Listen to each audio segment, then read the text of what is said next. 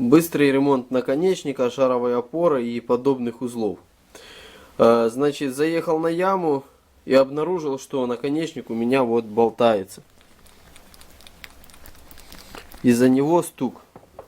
Чтобы на мой автомобиль купить наконечник, его нужно заказать или же где-то в интернет-магазине, или у нас в магазине, и ждать минимум пару дней, пока он придет. А ездить нужно каждый день. Назад ставить такой же, что болтается, не хочу. Поэтому сейчас я его быстро отремонтирую.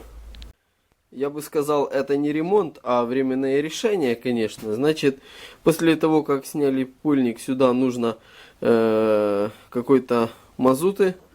Я лично Негрол, там Литол какой-то был, намазал и вот там его расшатал, чтобы туда внутрь в шар попала эта мазута. Теперь беру вот так, ставлю наконечник в тиски. Вот поставил. Вот такую трубочку нашел, наставку. И теперь сюда нужно со всей дури ударить молотком.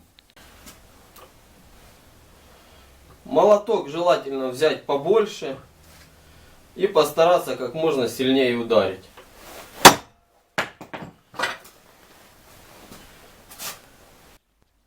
Вот такая получилась вмятина сверху.